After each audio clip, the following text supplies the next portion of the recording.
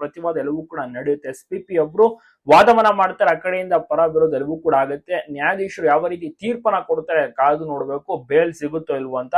ಅಕಸ್ಮಾತ್ ಏನೋ ರಿಸಲ್ಟ್ ಹೋದ್ರೆ, ರಿಜೆಕ್ಟ್ ಆದ್ರೆ ಹೈಕೋರ್ಟ್ ಗೆ ಹೋಗ್ತಾರೆ. ಸೊ ಅಲ್ಲೂ ಕೂಡ ವಾದ ಎಲ್ಲವೂ ಕೂಡ ನಡೆಯುತ್ತೆ. ಇಲ್ಲೇನಾದ್ರೂ ಸಕ್ಸಸ್ ಓಕೆ ಆದ್ರೆ ಇಮಿಡಿಯೇಟ್ ಬೇಲ್ ಕೂಡ ಸಿಗುತ್ತೆ.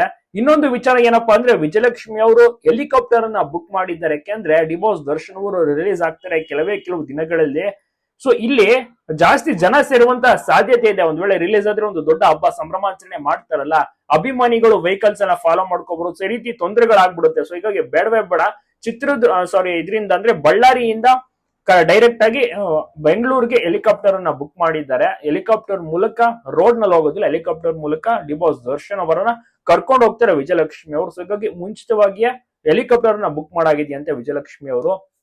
ವಿಜಯಲಕ್ಷ್ಮಿ ಅವ್ರಿಗೂ ಕೂಡ 100% ನಂಬಿಕೆ ಇದೆ, ಡಿವೋರ್ಸ್ ದರ್ಶನ್ ಅವರು ಆಚೆ ಬಂದೇ ಬರ್ತಾರೆ ಅಂತ. ಅದೇ ರೀತಿ ಲ್ಯಾಡ್ಸ್ ಗಳು ಕೂಡ ಅಷ್ಟೇನೆ, ಹಾಗೆ ಅದೇ ರೀತಿ ವಾದವನ್ನು ಕೂಡ ಮಾಡ್ತಿದ್ರೆ ಕಾನ್ಫಿಡೆನ್ಸ್ ನಮಗೆ ದರ್ಶನ್ ಅವರು ಆಚೆ ಬರ್ತಾರೆ ಅಂತ. ಸೊ ಹೀಗಾಗಿ ನೋಡ್ಬೇಕು, ದರ್ಶನ್ ಅಲ್ಲಿ ಖುಷಿಯಾಗಿದ್ದಾರೆ, ಆರಾಮಾಗಿ ಊಟ ತಿಂಡಿಯನ್ನ ಸಹ ಮಾಡ್ಕೊಂಡಿದ್ದಾರೆ. ನಿಮ್ಗೆ ಅನ್ಸುತ್ತೆ ಡಿವೋರ್ಸ್ ದರ್ಶನ್ ಅವರು ರಿಲೀಸ್ ಆಗ್ಬೇಕೋ ಬೇಡವೋ? ತಪ್ಪದೆ ಕಮೆಂಟ್ ಮಾಡಿ ತಿಳಿಸಿ. ಎಲ್ಲ ಕಡೆ ವಿಡಿಯೋನ ಶೇರ್ ಮಾಡೋದನ್ನ ಮರಿಬೇಡಿ.